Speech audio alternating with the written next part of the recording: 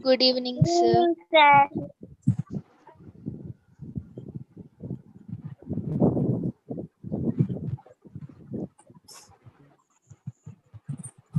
Good morning, sir. Good evening, sir.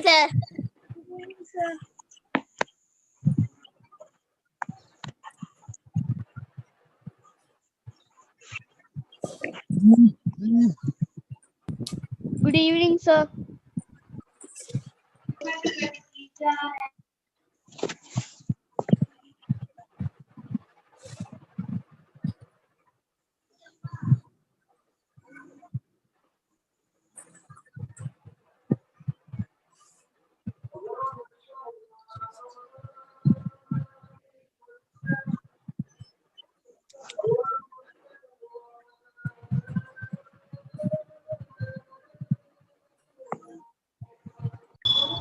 Hello, sir.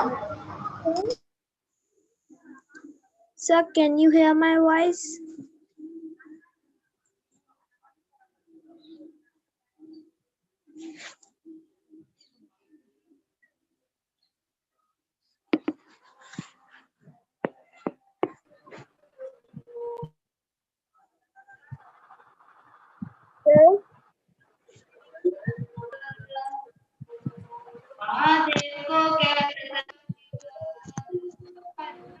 Hello. Anyone listen my voice? Good evening, sir.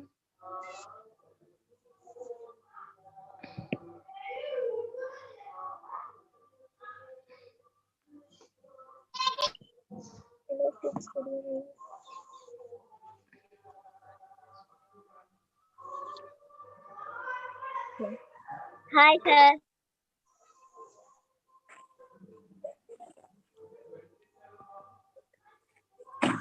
Good evening, sir. Good evening, sir. Good evening, sir. Good evening, sir. Good evening, sir. I am running today.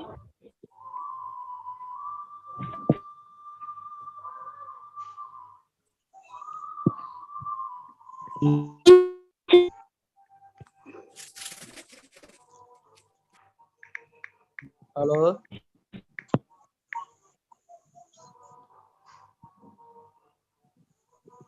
Hello. Sir? Hello, sir. Shashank. Shashank. Good morning. Good afternoon, sir.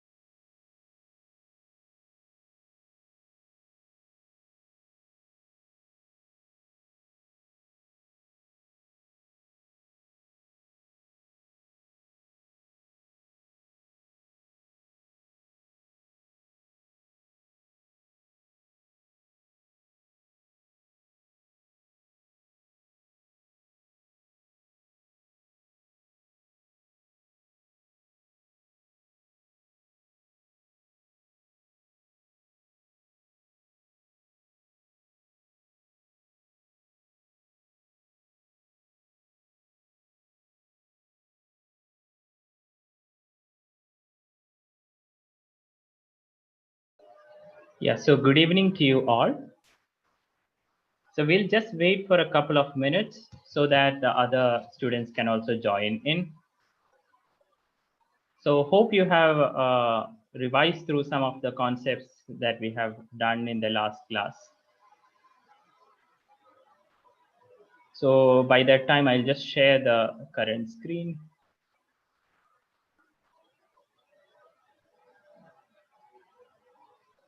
Hope I'm audible to you all. If you have any issues in the audio, please give that in the chat box.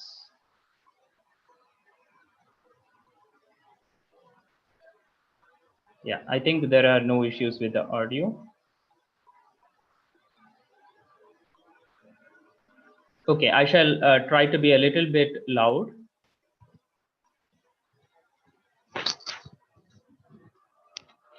I think, is it better now? Is it better? The audio is better now? Okay. Okay, yeah. So I'll just give an introduction to this particular lecture where we are going to see how we can complete the multiplication table using Vedic mathematics principles. So last time we were doing creative mathematics where we dealt with the whole idea of completion of multiplication using the concepts of doubling.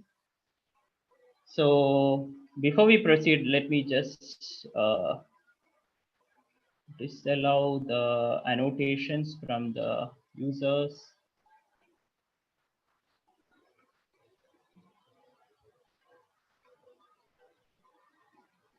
Okay.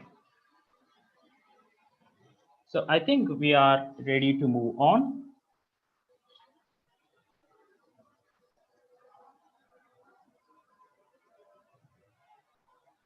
So today we'll be dealing with the extension of the multiplication table. As we had promised earlier, we need to know the multiplication table only up to say 5 in Vedic mathematics. After that, we can use a lot of Vedic concepts in order to extend our multiplication. So before we begin, as usual, we'll start with a small puzzle. This was a puzzle that was introduced in the last lecture also. So what goes where? So hope some of you have tried this. I just wanted to give this puzzle and discuss its solution in brief so that the students will be comfortable with some other puzzles which are of more difficulty level. So we had these 6 circles that were present and they were connected using some kind of lines, and the whole idea was to follow certain constraints and fill in numbers inside these circles. So let us go line by line.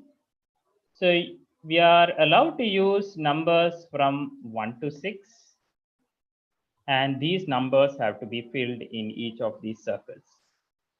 So the following hints are given. Hint number 1 is that the number across any line should add up to 7. So this is just like telling you that the numbers which are complementary to each other are equal to 7. So the second hint goes like this. The largest number is being applied at the bottom. Now the largest number we have seen is 6. So 6 goes into the bottommost circle here. So using hint 1, it is clear that 1 goes here. Now the next number or the next hint given is 5.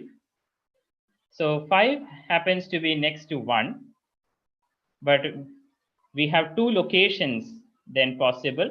So 5 can be either in this gray circle or it can be in this white circle. Next hint is 3 is not next to 1. So 3 is not here or here. Now 4 is in the gray circle, which means it can be either one position here, but we know 3 is not next to 1, which means either you can put 3 here or 3 somewhere else. So if I put 3 here, opposite to 3, here comes 4, which does not satisfy the fourth hint. Now, if I put 4 here in this gray box or gray circle, 3 has to come here, which is close to 1. So the only possibility is that 4 has to go here and 3 has to come here. Now, this satisfies the condition that 3 is not close to 1. Now, the only two numbers that are left is 5 as well as 2. So 5 is next to 1, which is given in the hint. So 2 is coming here. So there are a class of problems like this where you have to fill in numbers inside these circles. Some of them will appear in the quiz that follows this lecture. So you may try this. So let us proceed. So let me begin with this idea of multiplication tables. So usually you have to, a notion that you have to by heart a lot of multiplications. Now this is not true indeed if you know a little bit of Vedic mathematics.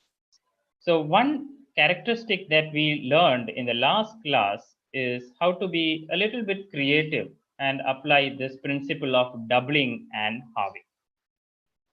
So we are going to cover some of the topics that were not covered last time, and this will be an extension of doubling and halving. So we know how to double numbers. So if we are not given specifically how to double, now 18 is a large number. Usually students know up to multiplication 10, say, suppose. Then this 18 into 3 can be an extension of the multiplication table up to 10 because you can double 9 times 3. So what is this answer? 9 times 3 is 27. So double of that is going to be 54. Now 8 times 7 can be seen as double of 4 times 7, or you can write double twice. So double of 2 times 7. So 14 double is 28 and double of that is 56. So this is one way of avoiding multiplication table beyond 5. What about 6 times 4? It is written as double of 3 times 4, which is 24. Now this might be seemingly simple because many of you might know multiplication tables up to 20, but nevertheless, students who do not wish to memorize a lot can use this technique very easily. So here are a few more practice. I'll just do a couple of them. So 16 times 7, how can you do that? So you can either do double of what is left is 4 times 7. Now you look up your multiplication table for 4 times 7, which is 28. Double of that is 56. 56 double is 112. What about 7 times 18? This is going to be written as the double of 7 times 9. Now, if you don't want to remember what is 7 times 9, you can use the base principle. 7 into 10 minus 7, which is 63, into 2, which is 126. Let us do the last one here, 12 into 9. So how to do this? So twice 6 into 9. Again, you can use that base principle. That is 60 minus 6, which is 54, and double that, which is 108. Okay, so let us have a little bit more difficult ones where we have multiplication, especially with numbers, multiples of 5, which is 5, 50, and 25. So how do we multiply 44 times 5? Now, the usual multiplication says that you have to multiply 5 times 4, which is 20, and then 5 times 4 again, which is 20. That 2 carries out, this is 220. But this approach where we can see this as a halving operation. You can write this as a halving operation, 44 into 10 by 2. There is some property called as commutativity where you can transfer this half to 44, which is going to be 22 into 10. So easily we can find 44 into 5 as 220. So I just want to check with the audio once again because some of the participants have raised hands. Is it audible to you? If it is audible, then please write that on the chat box. I think I am audible to you, all of you. So let me continue from here. So if you have any doubts, you can park them till the end of the lecture. I'll take them towards the end. If you have any audio issue, please feel free to chat in between. Okay. So I'll go to the next example, 87 times 5. So how are we going to do this? So we are going to do the halving as we explained before. This is going to be 870. I'm skipping one step by 2. What is 870 by 2? We can do this by using proportionality or anurupena. So 800 by 2 is 400 and 70 by 2 is 35. So this is going to be 435. So you have essentially avoided some kind of multiplication and just relied on this technique of halving. What about 4.6 times 5? This is also direct. So 46 divided by 2, which is going to be 23. Another easier way to see this whenever you are multiplying 5 is just multiply the integer part, which is avoiding the decimal. 5 times 4, which is 20, and 0.6 times 5 is going to be 3. So that makes it 23. Here are a few practice. So I'll just do the last one. The others you can practice at home. So 0.66 into 5, we know this is going to be 6.6 by 2. This is going to be 3.3. So this is quite fast than multiplying individually 5 times 6 and 5 times 6. So we have explained a method for multiplication by 5. A similar method would essentially satisfy for 50 as well. So let us see. So this is your usual multiplication table, which is there populated till 20. The whole idea is to avoid these after we learn some of these techniques. So let us see how to multiply by 50. So again, you can apply this into 2 and divided by 2, which is essentially you are halving after multiplying by 100. So 27 into 100 by 2. Unfortunately, there is no multiple of 2 in 27, but you know the half of 27 is 13.5. How did you find? The nearest 2 or multiple of 2 to 27 is 26. Half of 26 is 13, and you have a half arising because of the 1 extra. So that is 13.5. 13.5 into 100 is going to be 1350. So what about 5.2 into 50? Again, a similar method. So you multiply it by 100 and divide by 2. So if you divide by 2, this is going to be 2.6 multiplied by 100, which is going to be 260. Let's do a few more. What about 25? You're going to multiply by 25. There is an easier method. 82 into 100. This time you have to divide by 4. So this is halving twice. Now half of 82 is 41. Half of 41 is going to be 20.5. So 20.5 into 100. So this is going to be 2050. So isn't it simpler than just multiplying each number in the tedious way that you do conventionally? Now last example over here is again multiplication by 25. This is going to be, I'm going to write 680 divided by 4. So what is 680 divided by 2? This is going to be 340 divided by 2. This is going to be 170. So this is lot more quicker. So you can in fact learn your multiplication table up to 5 and try to use some of the Vedic concept to extend. So that is the whole game that we are playing in this. So ignore your multiplication table and go ahead. Now, what about division? Usually division is seen to be a harder operation. And here we see that division, when it comes to 5 and 50, again, can be dealt with easily by using these concepts of doubling and halving. Let's see how. So for dividing by 5, what we can do is divide by 10 and then take the double of that or multiply by 2. So here is an example. 85 upon 5 can be seen as 85, double of 85 upon 10. Double of 85 is 170 and you take 10 off. So this is going to be 70. Let us try this. What about 665 divided by 5? This is going to be, you double 665, double of 600 is 1200, double of 65 is going to be 130. So 1200 and 130, 1330 divided by 10, which is going to be 133. Let's try a couple more.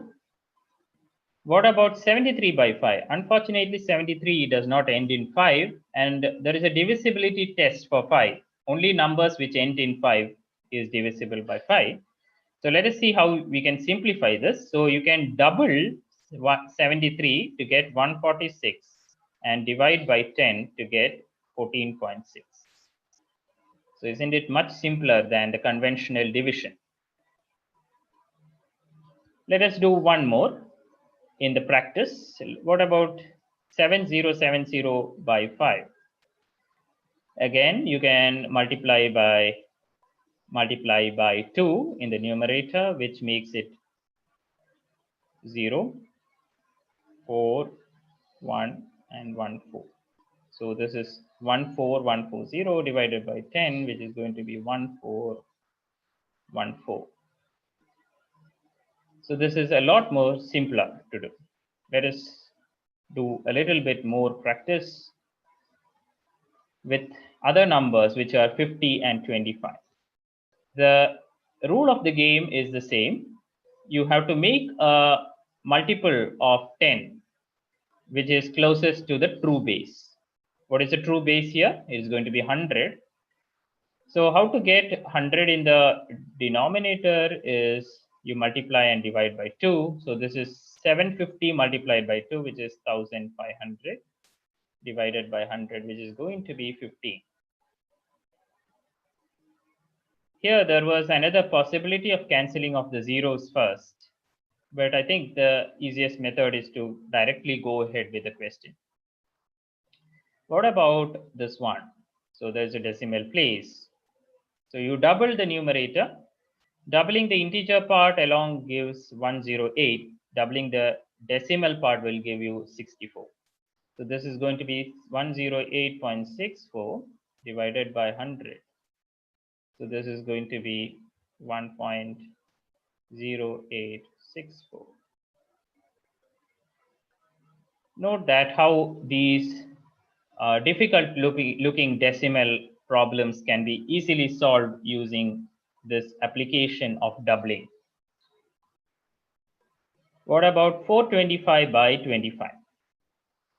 So it has to be noted that if number has to divide 25, then the number itself, the dividing number, has to be ending in 25 or 50 or 75 or 00. So these are the 4 possibilities. So here we can conveniently say that 425 will divide, 25 divides 425. So what is this going to be? We can use now twice doubling. Double of 425 is 850. Double of that is going to be 1700. So this can be written as 2 into 850 by 50. 100, because we have multiplied by 4. So what is this going to be? This is going to be 1600 from the 800 alone, and 15 to 2 is 100. That is 1700. So the answer is going to be 17. Let us take one from the practice set. What about 77 by 50? We know that this does not go well, so one has to get a fractional number. So how do you do this? So you double 77, which is 154. How did we double? Either you can multiply 80 times 2, which is 160, and take 6 off, because 3 is the remainder from 80. So that you have to subtract, or that you have to subtract from the twice of 3. So this is divided by 100, which is going to be 1.54. So here are a few more practice with 25. What about 225 by 25? So again, the same method goes. For 25, you have to divide by 100. So you have to double twice. Double of 225 is going to be 450. Double of that is going to be 900. So 900 by 100 is going to be 9. You can try the remaining at home after this lecture. Let us begin with a puzzle before we proceed for the next topics in this lecture. So this is a puzzle that appeared in the last lecture as well, but we did not discuss there. So I wanted to discuss this in more detail so that the students find it a little bit easier to deal with word problems. As we said, word problems has to be carefully handled. And the first step in any word problem is to extract the essential information. So the essential information is to be underlined, if possible. At least do that in your mind.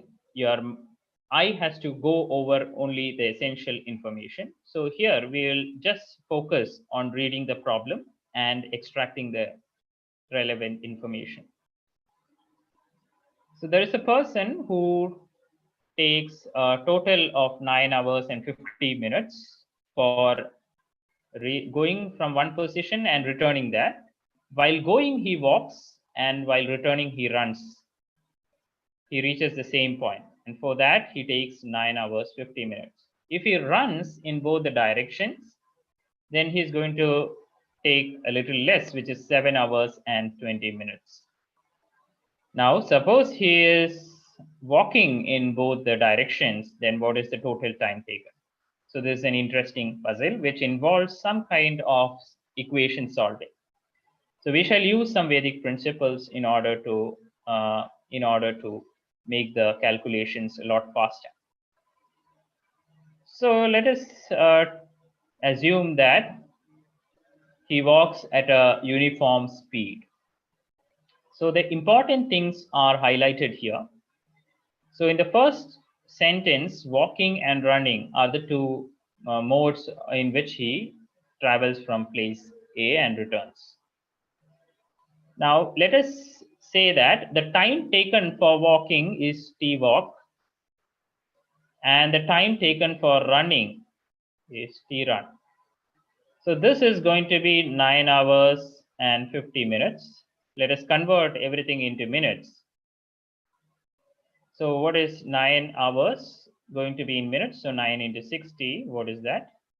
That is 540 plus 50, which is 590. So we have 590 minutes for his walk plus run.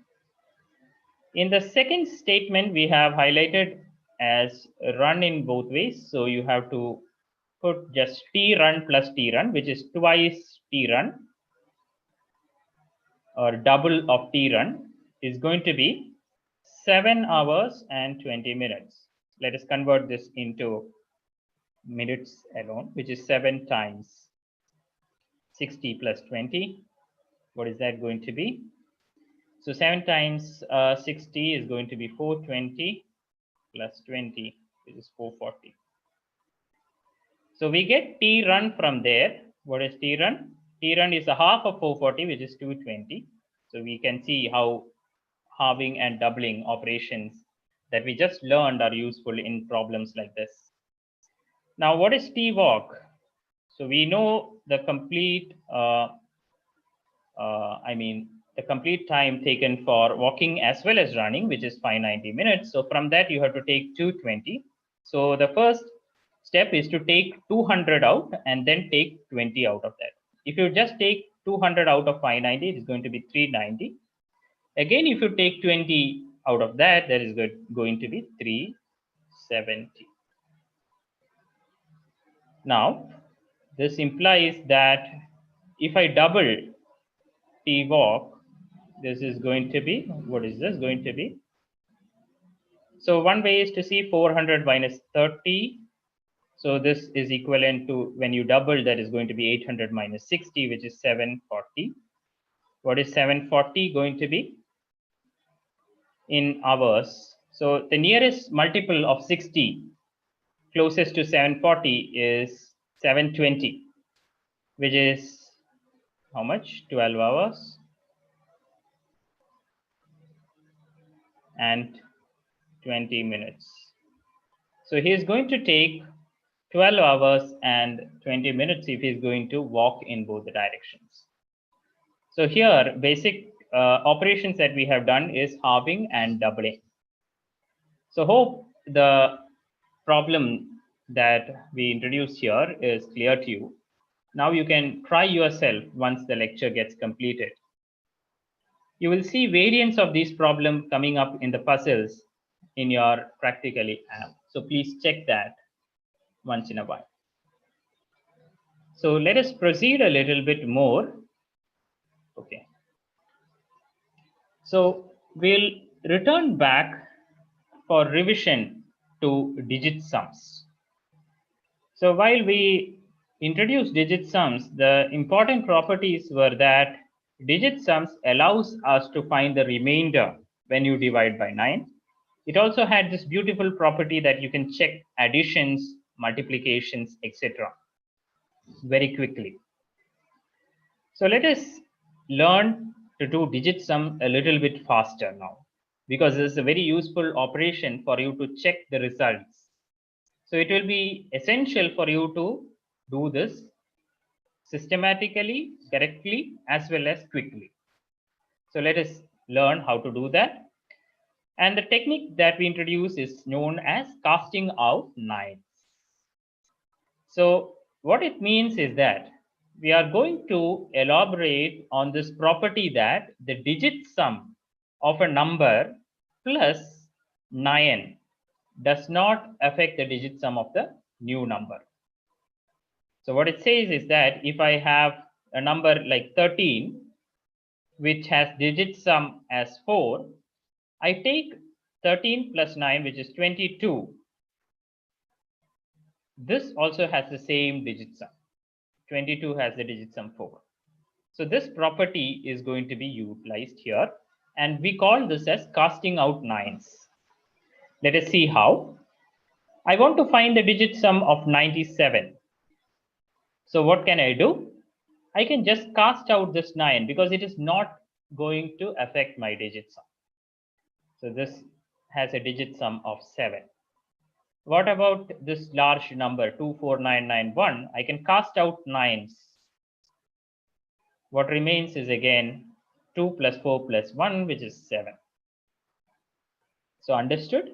What we have just done is we have just removed the 9s from the particular number and calculated the remaining sum. Now in the example C, we have a lot of 9s appearing. So let us cast out every one. What remains is 8. So isn't this much simpler than calculating the entire set of digits? 999, you should be a little bit careful while casting out here. So you can cast out 2 9s, because if you cast out 3 9s, what you end up is in a digit sum of 0, which is invalid, because what we have said is 0 is equivalent to 9 in the case of digit sums. So this has a digit sum of 9. A little bit ahead, we can see that we can not only cast out nines, but we can also cast out numbers that are going to be summing to 9. So let us see that. So we have this number 7312. None of the numbers are 9, but we can identify digits which are going to add up to 9. And one such set is 2 and 7. So what remains is 3 plus 1, which is 4.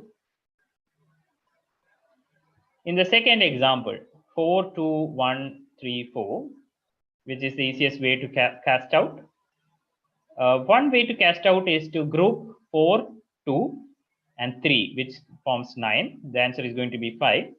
The other way to cast out is 4, 4, and 1. So let us see that 4, 4, and 1.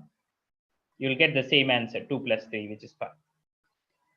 In the third example, we have a 9 already. So let us cast out 9. And the other thing that you can cast out are either 1, 3, and 5 or 3 and 6. So let us do 3 and 6. What remains is the number 6. So here appears another practice set. I'll just take the last one and the remaining you can do at home. So let us do this casting operation here. Again, we have 9, 2 and 7 casts out. What remains is 4. So isn't it much simpler? Now we are going to do a little bit tedious operation. So we are going to revisit digit sum, and here are a little bit of puzzles for you. So here is a table, and this table has 4 columns. The first column gives you the digit sum, and some facts about this number that you have to identify is given, and the number of correct answers are also given. So let us try one. So what we are looking for is just 2-digit numbers or 2-figure numbers. So what the first example says is that the digit sum should be 5, and the difference between the numbers is going to be 3. So let us try to put this in a little bit of mathematical language.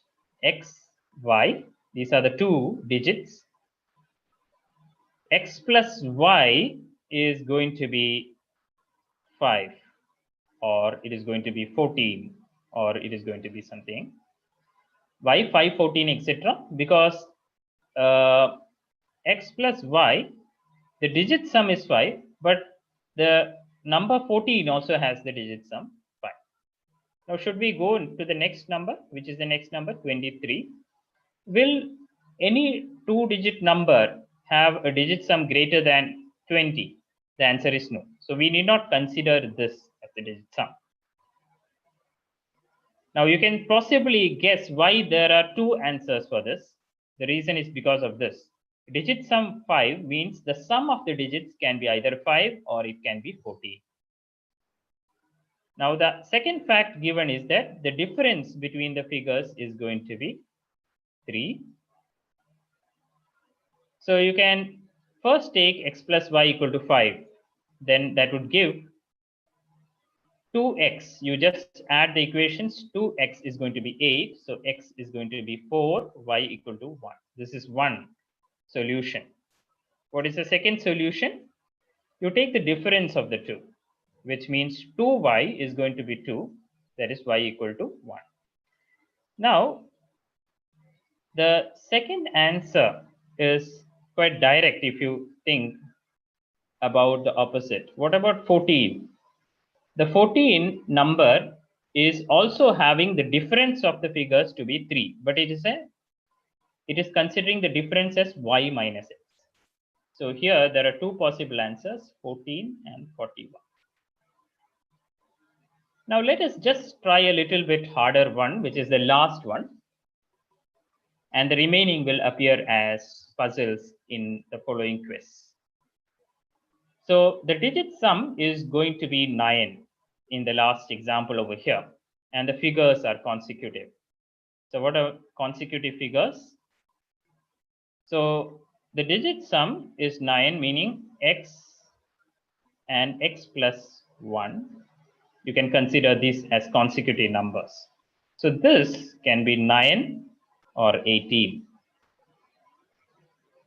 So let us see, x plus 1 is going to be 2x plus 1, which is going to be 9, or x is equal to, again, 4.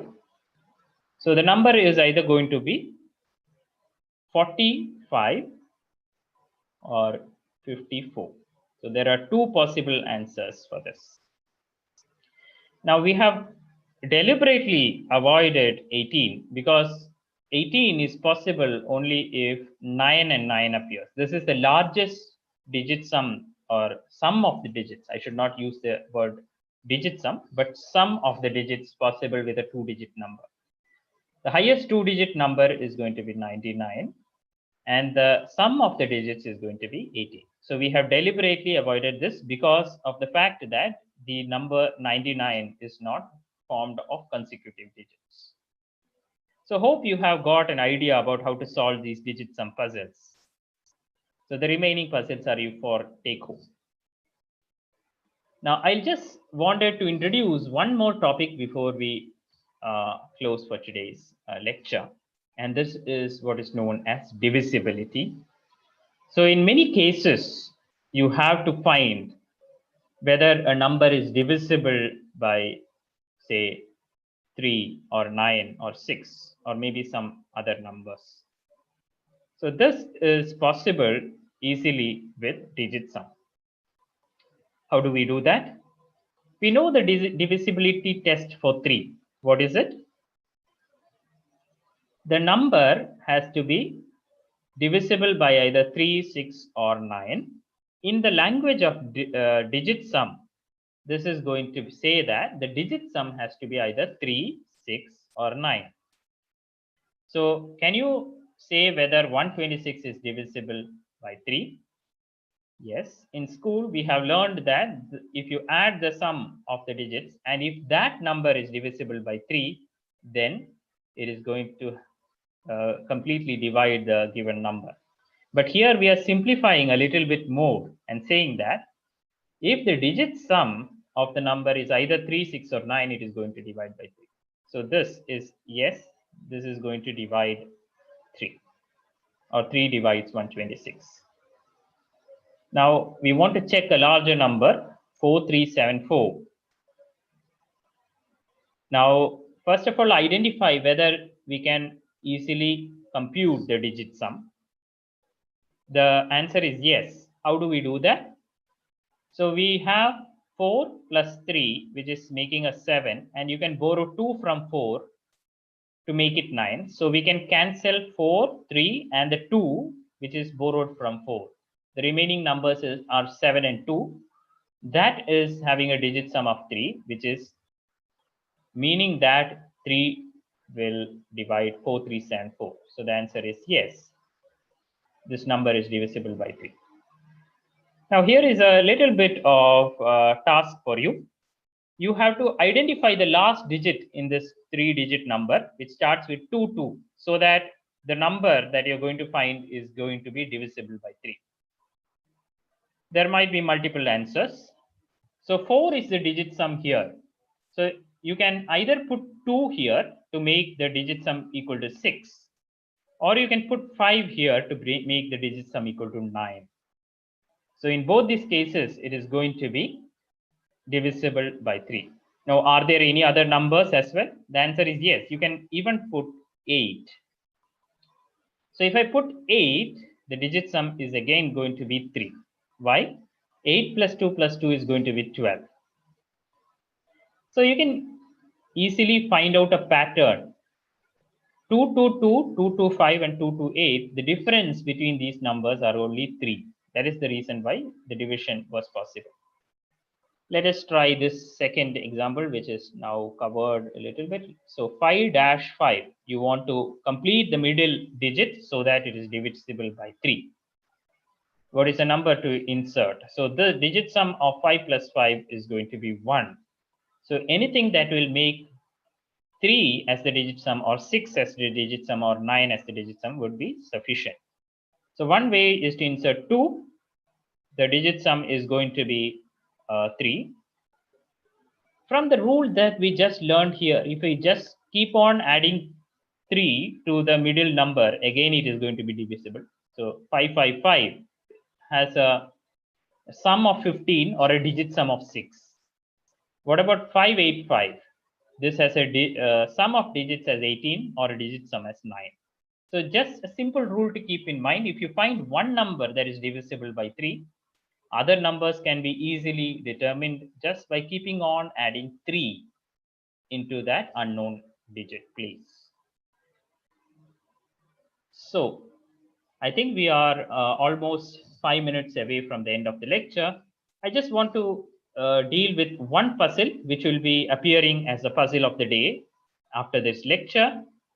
I will just introduce the question to you so that you can digest it easily. So have you heard about palindromes?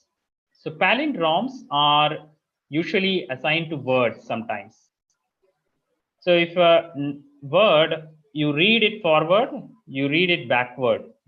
If it is the same, then that is a palindrome. An example is going to be something like this: wow. So in the system of numbers also, you can have palindromes, which are, for example, 9 to 9. Read the numbers, digits from right to left, which is 9 to 9. From left to right, it is again 9 to 9. Another bigger example is 905, 509. Both the ways it appears or reads the same. Now, the question here, which is worded, I'll just tell you in brief. You have to find a 3-digit number. 3-digit number means you cannot start with 0. So the minimum number in the hundreds place is going to be 1. Now you have to find all the 3-digit numbers that are both palindromes as well as divisible by 3. So I'll just give you the first 3-digit number, which is a palindrome as well as divisible by 3. So whenever I write 1 here, I have to write 1 here. What number I should fill in the middle? I should fill a 1 because the digit sum is going to be 3. Now like this, you have to go up till the last 3-digit number, 999. That also divides 3 divides 999 also. So that is also valid palindrome. Now you have to find the number. How many numbers like this exist between 111 and 999, which are divisible by 3 and is also additionally a palindrome. So I'll just end this lecture here and open the floors for questions, if any. So you can give your comments and any difficulty that you face during this lecture. So I'll just ask you to raise hands if you have questions, and I'll allow you to unmute. So I think Sai, you can unmute yourself.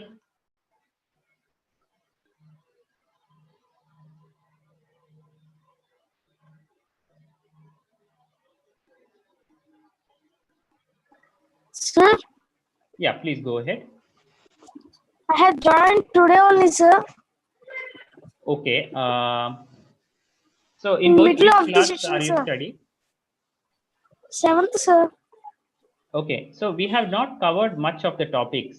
So you can see the slides being available in the Practically app itself. So you can try to see some of the previous lectures. So this is the 5th lecture that we have done. We have just covered a few concepts, and try to see if you can Okay, sir. learn by yourself. We have not covered a lot of concepts. If you are in 7th standard, then you shall be able to comfortably understand most of the topics that we have covered. Does that answer you? Yes, sir. If you find any difficulty in the course, please feel free to chat in the chat window that is available in the Practically app also. I'll be able to help you there if you require some materials that we have covered in the previous lectures. Okay, So sir. Yeah. Any other doubts?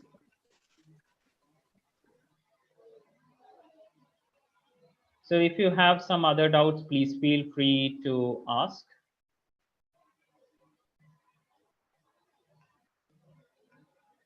Now participants can unmute themselves if they want to ask any doubts. By that time, I'll just check the chat box. Sir. Yeah, Maunika. Sir. Yeah, please go ahead. Sir, after Nava Sutra something. Additional property. Starting you had told no, sir. Starting you had told no, sir. Starting of today's lecture. No, sir. Of the Navashesh. Navashesh. After that, what you had told, sir, I didn't attend the class.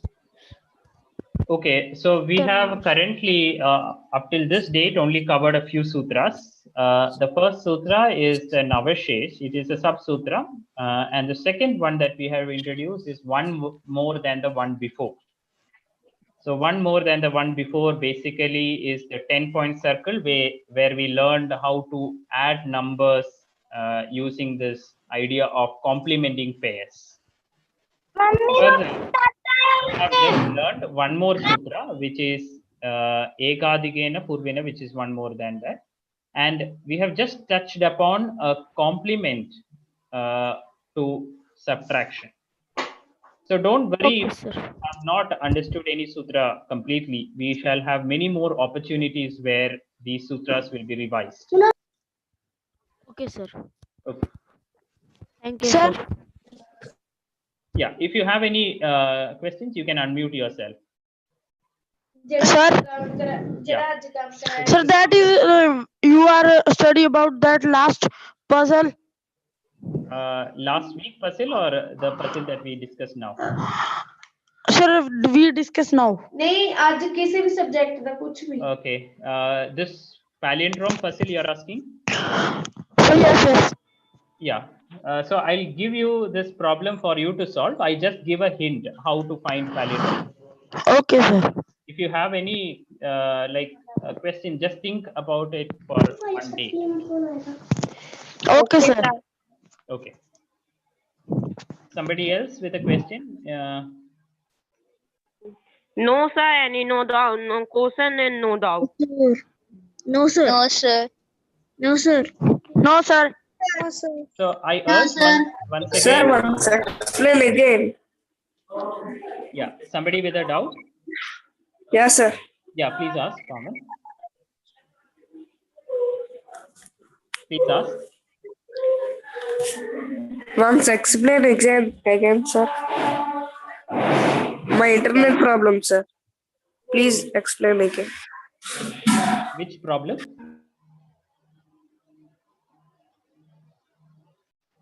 Pawan, could you just repeat your question?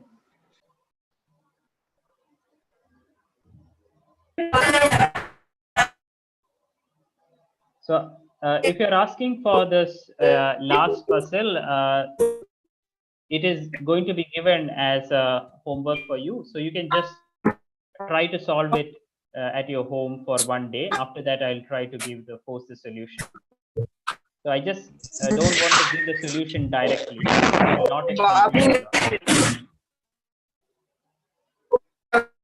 so I think we have lost power. So I think it is a good time to end today's lecture. So we'll meet again tomorrow at 10:30. So try to go through this slide set that I'll be posting today. So if you have not been attending some of the lectures, I'll be able to cover some of the topics if you require. And in Vedic mathematics, we'll again and again revise a lot of concepts.